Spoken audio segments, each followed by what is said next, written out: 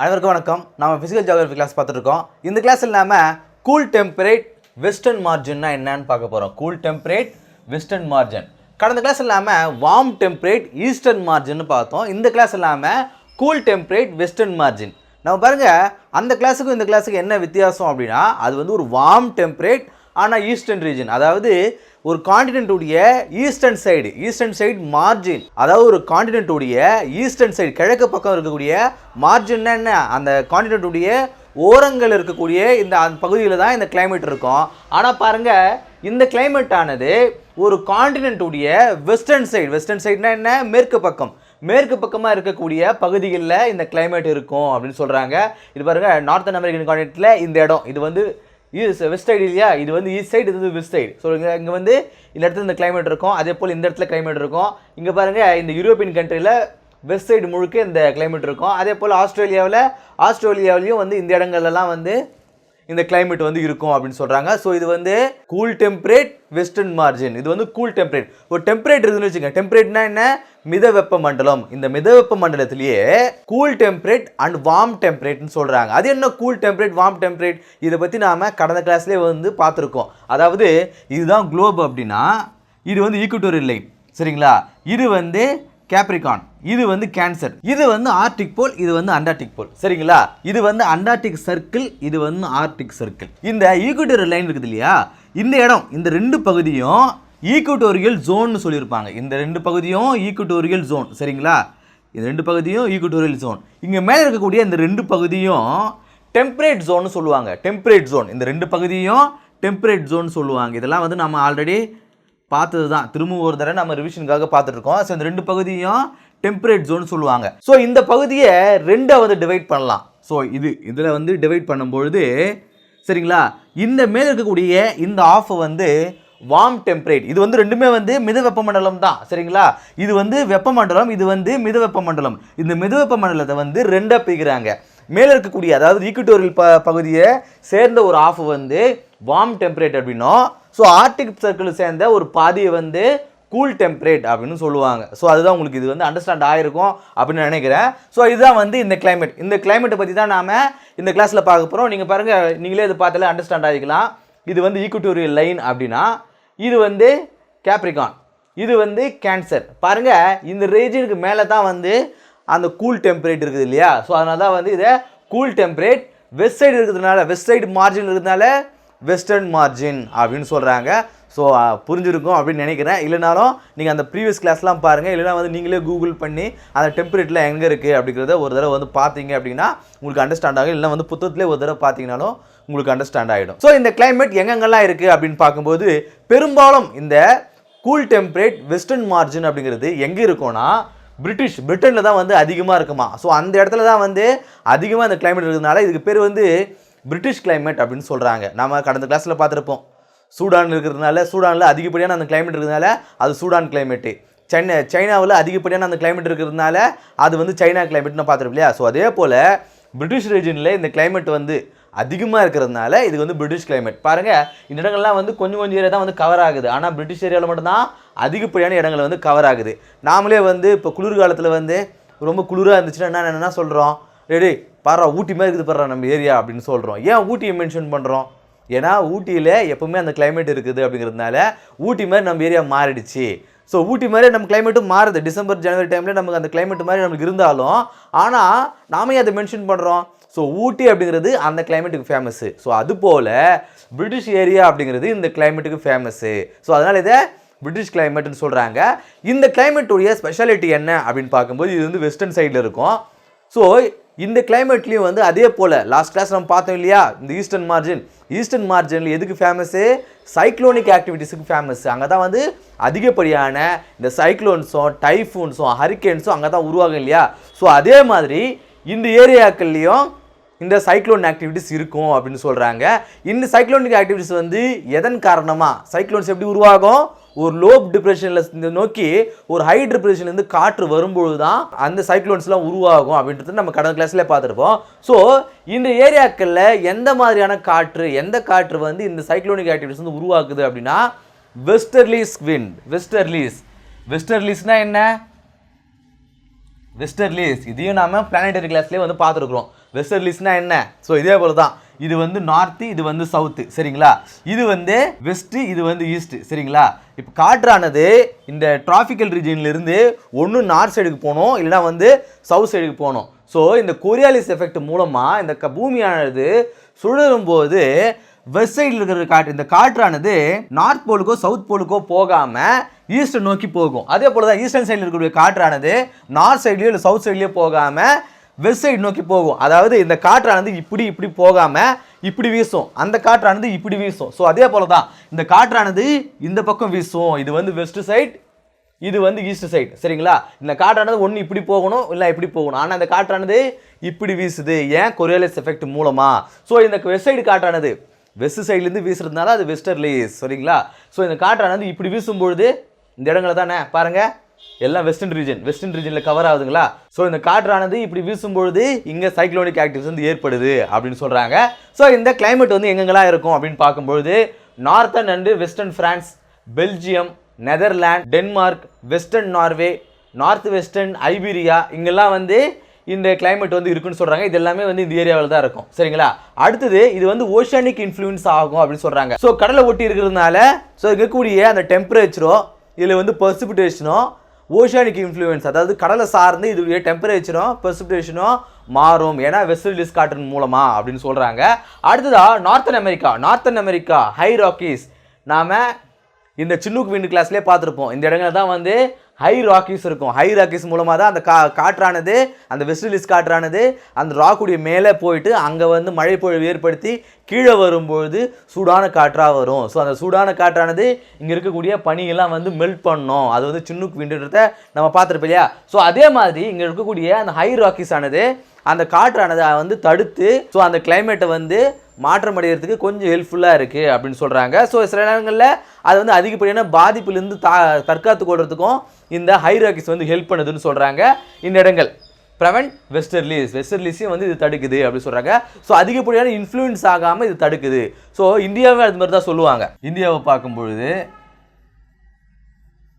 So இந்த இடங்களில் வந்து ஹிமாலயன் மவுண்டன்ஸ் இருக்கு இல்லையா? ஸோ வின்டர் சீசனில் இந்த ரஷ்யாவிலேருந்து சைனாலேருந்து வீசக்கூடிய அந்த பனிக்காற்றை இந்த இமயமலைகள் வந்து தடுக்கிறதுனால தான் அதிகப்படியாக அந்த பனிக்காற்றிலிருந்து இந்தியா வந்து தற்காத்து கொள்ளுது அப்படின்னு சொல்லியிருப்பாங்க இல்லையா? ஸோ ஹிமாலயன் மவுண்டன்ஸ் தான் வந்து சைனாலேருந்து வீசக்கூடிய அந்த பனிக்காற்றை தடுக்கிறதுனால தான் நம்ம இந்தியா வந்து அந்த பனிக்காற்றிலேருந்து பாதுகாக்கப்படுது. இல்லைன்னா வந்து இந்த இடம்லாம் வந்து பனி பிரதேசமாக தான் இருந்திருக்கும். ஸோ அதே போல தான் இந்த ஹை ராக்கி மவுண்டன்ஸ் ஆனது அந்த வெஸ்டர்லிஸ் காட்டிலேருந்து இந்த பகுதியில் வந்து தற்காதுன்னு சொல்கிறாங்க. அடுத்ததாக வந்து சதர்ன் ஹெமிஸ்பியர், இதெல்லாம் வந்து நார்த்தன் ஹெமிஸ்பியர். ஸோ இது வந்து சதர்ன் ஹெமிஸ்பியரில் என்னெல்லாம் இருக்குன்னு பார்க்கும்பொழுது சதர்ன் சிலி வந்து இந்த இடத்துல இருக்கும், இந்த சவுத் அமெரிக்கன் கான்டினென்ட்டில் இருக்கும். அதன் பிறகு வந்து டஸ்மானியா வந்து இங்கே ஆஸ்திரேலியா பக்கத்தில் இந்த இடத்துல இருக்கும், இங்கே இருக்கும். அதன் பிறகு வந்து நியூசிலாந்து வந்து இந்த இடத்துல இருக்கும். ஸோ இங்கெல்லாம் வந்து இந்த கூல் டெம்பரேட் வெஸ்டர்ன் மார்ஜின் அந்த கிளைமேட் வந்து இருக்குன்னு சொல்கிறாங்க, அதாவது பிரிட்டிஷ் கிளைமேட், சரிங்களா? அடுத்தது இங்கே டெம்பரேச்சர் எப்படி இருக்கும்னு பார்க்கும்போது ஆனுவல் டெம்பரேச்சர் அப்படிங்கிறது 40 டிகிரி ஃபாரன்ஹீட்லேருந்து 60 டிகிரி ஃபாரன்ஹீட் வந்து இருக்குன்னு சொல்கிறாங்க. So ideal for maximum comfort and mental alertness அப்படின்னு சொல்கிறாங்க. அதாவது ரொம்ப வெயிலாக இல்லாமல் ரொம்ப குளிராகவும் இல்லாமல் ஒரு மீடியமாக இருக்கிறதுனால மைண்ட் எப்பவுமே வந்து ஸ்டேபிளாக இருக்கும். ஸோ ரொம்ப நேரம் நம்ம லாங் டைம் ஒர்க் பண்ணாலும் நமக்கு டயர்ட்லாம் ஆகாது, ரொம்ப ஜாலியாக ஒரு சுறுசுறுப்பாகவே வந்து ஒர்க் பண்ணுவாங்கன்னு சொல்கிறாங்க. பாருங்கள், work long hours without drowsy and லெத்தாஜிக்னு சொல்கிறாங்க. அதாவது எவ்வளோ நேரம் ஒர்க் பண்ணாலும் நமக்கு வந்து டயர்டாகவே இருக்காது அப்படின்னு சொல்கிறாங்க. ஸோ அதனாலேயே இந்த கூல் டெம்பரேட் ரீஜியன்ஸில் மோஸ்ட் அட்வான்ஸ் பார்ட்ஸ் ஆஃப் வேர்ல்டுன்னு சொல்கிறாங்க. அதாவது உலகத்தில் இருக்கக்கூடிய எல்லா பகுதியில் காட்டிலும் இந்த பகுதியில் இருக்கக்கூடிய அந்த மக்களானவங்க ஒரு கொஞ்சம் அட்வான்ஸாக இருக்கிறாங்க. எல்லா விஷயங்கள்லையும் டெக்னாலஜிஸ்லையும் வந்து இந்த ஏரியாவில் இருக்கக்கூடியவங்க கொஞ்சம் அட்வான்ஸ்டாக இருக்காங்க. ஏன்னா இந்த கிளைமேட் வந்து அவங்கள வந்து சுறுசுறுப்பாக இருக்க வைக்குது. அது மூலமாக புது கண்டுபிடிப்புகள் வந்து இந்த ஏரியாவில் இருக்கிறவங்க வந்து கண்டுபிடிக்கிறாங்க. ஸோ அவங்க வந்து எல்லாத்துலேயும் வந்து அட்வான்ஸ்டாக இருக்கிறாங்க அப்படின்னு சொல்கிறாங்க.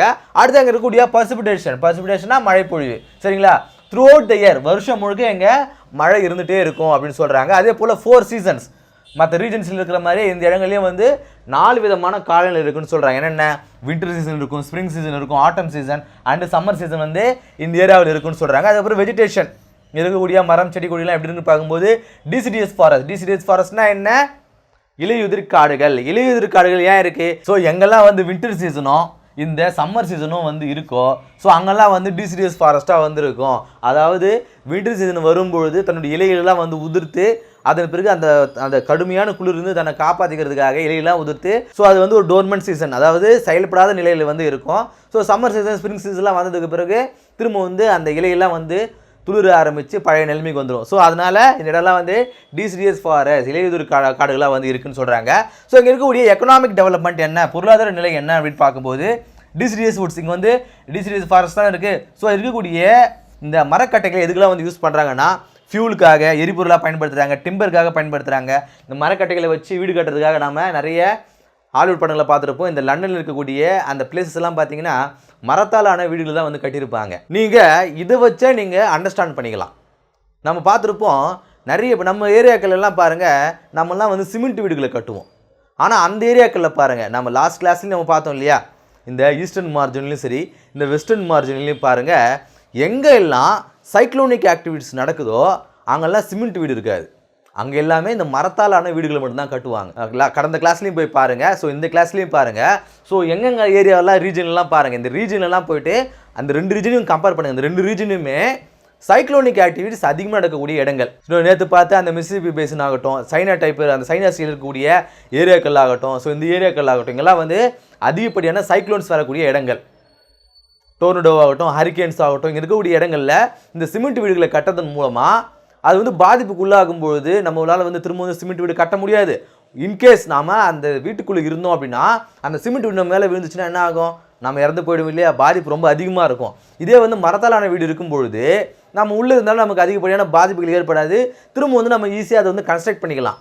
சரிங்களா, அதனால தான் அந்த ஏரியாக்களில் இருக்கக்கூடிய வீடுகளில் வந்து மரத்தாலான வீடுகளை வந்து கட்டுறாங்க. எனக்கு கூட நிறைய நேரங்களில் டவுட் இருக்கும், என்ன இது நம்ம ஊரெல்லாம் வந்து இது மாதிரி மரத்தாலான வீடு கட்ட மாட்டேன்றாங்க, அங்கெல்லாம் அதுமாரி கட்டுறாங்களே, எவ்வளோ அட்வான்ஸ்டாக இருக்குன்னு சொல்கிறாங்க, ஏன் கட்ட மாட்டேன்றாங்க, அந்த டவுட் எனக்கு ரொம்ப நாளாக இருந்தது. ஸோ இதை படிக்கும்போது எனக்கு அண்டர்ஸ்டாண்ட், ஓ இதனால தான் வந்து அவங்க அது மரத்தாலான வீடுகள் வந்து கட்டுறாங்க போலகுது. இப்போ வந்து ஒரு 2 வாரத்துக்கு முன்னாடி கூட வந்து அமெரிக்காவில் வந்து புயல் வருதுன்னு சொல்லிட்டு மக்கள் நிறைய பேர் அந்த இடத்த விட்டு வேறு ஒரு இடத்துக்கு வந்து போக சொல்லி வந்து கவர்மெண்ட் சொல்லி நிறைய பேர் வந்து கூட்டம் கூட்டமாக வந்து காலி பண்ணிட்டு போனாங்க இல்லையா, நீங்களாம் நியூஸில் பார்த்துருப்பீங்க. ஸோ அதெல்லாம் வந்து இந்த ரீசனுக்காக தான். ஸோ அதனால தான் வந்து இங்கே மரத்தாலான வீடுகளை வந்து கட்டுறாங்க. அப்புறம் அக்ரிகல்ச்சருக்காகவும் இந்த டிசிடியஸ் வுட்ஸ் வந்து பயன்படுத்துகிறாங்க. அடுத்து cereal and fruits and root crops. சிரியல்னால் என்ன, தானியங்கள், ஃப்ரூட்ஸ் பழங்கள், ரூட் கிராப்ஸ்னால் என்ன, வேர்க்கிழங்குகள், இந்த மரவள்ளி கிழங்கு, இந்த பொட்டேட்டோ, இந்த கேரட்டு, இதெல்லாம் வந்து ரூட் கிராப்ஸ்னு சொல்லுவாங்க. ஸோ இதெல்லாம் வந்து இவங்களுடைய ஓன் கன்சப்ஷன். இவங்க வந்து எக்ஸ்போர்ட்லாம் வந்து அதிகமாக பண்ண மாட்டாங்க. இந்த ரீஜனில் இருக்கிறவங்க எக்ஸ்போர்ட்லாம் பண்ண மாட்டாங்க. அவங்களுடைய ஓன் கன்சப்ஷன், அவங்களுடைய சுய தேவைக்காகத்தான் சிரியல்ஸ் ஆகட்டும், ஃப்ரூட்ஸ் ஆகட்டும், ரூட் கிராப்ஸ் ஆகட்டும் இவங்க வந்து விளைவிப்பாங்கன்னு சொல்கிறாங்க. அடுத்ததாக only concern in production of machineries, chemicals, textiles rather than அதர்ஸ்ன்னு சொல்கிறாங்க. அதாவது இவங்களுடைய ஃபுல் ஃபோக்கஸ் வந்து எங்கே இருக்கும் அப்படின்னா இயந்திரங்கள் உற்பத்தியிலையும், அதே போல் கெமிக்கல்ஸ் உற்பத்தியிலையும், அதே போல் டெக்ஸ்டைல்ஸ் உற்பத்தியிலையும் தான் வந்து இருக்குமே தவிர்த்து இவங்க வந்து அதர் செயல்பாடுகள் அக்ரிகல்ச்சர்லேயோ வேறு எந்த விதமான அதர் ஆக்டிவிட்டீஸ்லேயும் வந்து இவங்க ஈடுபட மாட்டாங்க அப்படின்னு சொல்கிறாங்க. இவங்களுடைய ஒன்லி நோக்கம் என்னவாக இருக்கும், ஏதாவது ஒரு புது புது மிஷினை கண்டுபிடிக்கலாம், இல்லை கெமிக்கல்ஸ் உருவாக்கலாம், இல்லை டெக்ஸ்டைல்ஸ் உருவாக்கலாம். இந்த மாதிரி தான் ஒரு இண்டஸ்ட்ரியல் சார்ந்த ஒரு ப்ரொடக்ஷன் மட்டும்தான் அவங்ககிட்ட இருக்குமே தவிர்த்து ஒரு விவசாயம் சார்ந்த ப்ரொடக்ஷன் வந்து இவங்ககிட்ட இருக்காது அப்படின்னு சொல்கிறாங்க. இருந்தாலுமே ஃபிஷிங், இந்த மீன்பிடி தொழில் வந்து பிரிட்டன்லேயும் நார்வேலையும் பிரிட்டிஷ் கொலம்பியாவிலையும் இங்கே வந்து பிரதானமாக இருக்குது அப்படின்னு சொல்கிறாங்க. அதே போல் இவங்க மிக்ஸ்டு ஃபார்மிங் பண்ணுறாங்களாங்க. இந்த ஏரியாக்களில் ஃபார்மிங் வந்து எப்படி இருக்குன்னா, கொஞ்சம் பேர் பண்ணுவாங்க, ஃபார்மிங் பண்ணாமல் இருக்க மாட்டாங்க இல்லையா. ஸோ இவங்கெல்லாம் வந்து இதெல்லாம் எதுக்காக ஃபார்மிங் பண்ணுறாங்க, அவங்களுடைய சுய தேவைக்காக தான். ஆனால் இவங்க எக்ஸ்போர்ட்டுக்காக பயன்படுத்த மாட்டாங்க. இவங்க எக்ஸ்போர்ட்டுக்காக ப்ரொடக்ஷன் பண்ணுறது எது, மிஷினரிஸும் கெமிக்கல்ஸும் டெக்ஸ்டைல்ஸ் மட்டும்தான் இவங்க எக்ஸ்போர்ட்டுக்காக தயாரிப்பாங்களே தவிர்த்து மற்றது எல்லாமே மற்ற எந்த விதமான அக்ரிகல்ச்சர் ஆக்டிவிட்டீஸும் அவங்களுடைய சுய தேவைக்காகத்தான் சொல்கிறாங்க. பாருங்கள், மிக்சட் ஃபார்மிங்னா என்ன, மிக்சட் ஃபார்மிங்னா அதாவது நாம் ஒரு கிராப்ஸ் வந்து விளைவிக்கிறோன்னா அதன் கூடவே விலங்குகளையும் வந்து சேர்த்து நாம் வளர்க்குறதுக்கு பேர் தான் வந்து மிக்சட் ஃபார்மிங்னு சொல்லுவாங்க. அடுத்தா வந்து ட்ரக் ஃபார்மிங். ட்ரக் ஃபார்மிங் எடுத்து வந்து யூஎஸ்ஏல வந்து பிரபலமான ஒன்று சொல்கிறாங்க. ட்ரக் ஃபார்மிங்னா ஒன்றும் கிடையாதுங்க, ஒரு இடத்துல வந்து பயிர் செய்கிறோம் அப்படின்னா அந்த பயிர் செய்யக்கூடிய பொருட்களை ஒரு ட்ரக்கை வச்சு ஒரு லாரிலையோ ஒரு கண்டெய்னர்லையோ வச்சு ஒரு இடத்துலேருந்து இன்னொரு இடத்துக்கு கொண்டு போய் அங்கே சேல் பண்ணுவாங்க இல்லையா, அதுக்கு பேர் வந்து ட்ரக் ஃபார்மிங்னு சொல்லுவாங்க. இது வந்து பிரதானமாக யூஎஸ்ஏல வந்து இது ட்ரக் ஃபார்மிங்னு சொல்லுவாங்களாம். அடுத்து வந்து கார்டன் ஸ்டேட் அப்படின்னு சொல்லிட்டு டஸ்மானியா வந்து சொல்லுவாங்க. டஸ்மானியாவை கார்டன் ஸ்டேட்னு சொல்லுவாங்களா, யார் சொல்லுவாங்களாம், ஆஸ்திரேலியன் பீப்புள்ஸ் வந்து தஸ்மானியாவை கார்டன் ஸ்டேட், அதாவது வெஜிடபிள்ஸையும் ஃப்ரூட்ஸையும் இங்கே இருக்கக்கூடிய இந்த தீவிலிருந்து ரெடி பண்ணி போட்டு மூலமாக ஆஸ்திரேலியா இருக்கக்கூடிய பகுதிகளுக்கு வந்து அதை வந்து டிஸ்ட்ரிபியூட் பண்ணுவாங்களாம். ஸோ அதனால் இந்த ஏரியாக்களில் கார்டன் ஸ்டேட்னு சொல்லுவாங்களா எதை? டஸ்மானியாவை. யார் சொல்லுவாங்க?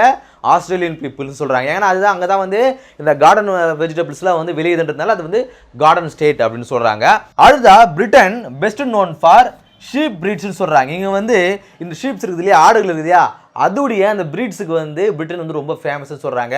எதுக்காக ஃபேமஸ் அப்படின்னு பார்க்கும்போது இவங்க வந்து உல் கம்பளிக்காகவும் அதே போல் மட்டனுக்காகவும் இங்கே வந்து பல வகையான பிரீட்ஸு கொண்ட பல வகையான இனங்களை கொண்ட ஆடுகளை வந்து ஷீப்ஸ் வந்து இவங்க வந்து வளர்க்குறாங்களா. எதுக்காக? கம்பளிக்காகவும் மட்டனுக்காகவும் இறைச்சிக்காகவும். அடுத்ததாக வந்து வீட் ஆர் பிரெட். வீட்டும் பிரெட் தான் அவங்களுடைய ஸ்டேபிள் ஃபுட். ஸ்டேபிள் ஃபுட்னா என்ன? பிரதானமான உணவு அப்படின்னு சொல்கிறாங்க. அடுத்தா பொட்டேட்டோ அப்படிங்கிறது அவங்களுடைய டொமஸ்டிக் எக்கனாமியாக இருக்குது. ஸோ அங்கே இருக்கக்கூடிய அந்த பொட்டேட்டோ வந்து ரூட் கிராப்ஸ் வந்து இவங்க அதிகமாக வந்து விளைவிப்பாங்க இல்லையா. ஸோ அது மூலம் இந்த பொட்டேட்டோஸ் தான் வந்து லோக்கலில் வந்து இந்த ஃபார்மர்ஸ்லாம் வந்து செல் பண்ணணும்னா பொட்டேட்டோ தான் வந்து அவங்களுடைய அந்த டொமஸ்டிக் எக்கனாமியை வந்து சால்வ் பண்ணுது அப்படின்னு சொல்கிறாங்க. ஸோ இந்த கிளாஸ் இல்லாமல் கூல் டெம்பரேட் வெஸ்டர்ன் மார்ஜின்னா என்ன, அதாவது பிரிட்டிஷ் கிளைமேட்னா என்ன அப்படிங்கிறத பார்த்தோம். இந்த இடங்களில் சைக்ளோன்டாட்டிக்ஸ் வந்து எப்படி இருக்கும், இங்கே இருக்கக்கூடிய மக்களுடைய எக்கனாமிக் டெவலப்மெண்ட் எப்படி இருக்கும், வெஜிடேஷன் எப்படி இருக்கும், ஸோ இந்த உலகத்தில் எங்கெங்கெல்லாம் வந்து இந்த மாதிரியான கிளைமேட் இருக்குது அப்படிங்கிறத இந்த கிளாஸில் வந்து பார்த்தோம். அடுத்த கிளாஸை சந்திப்போம். நன்றி.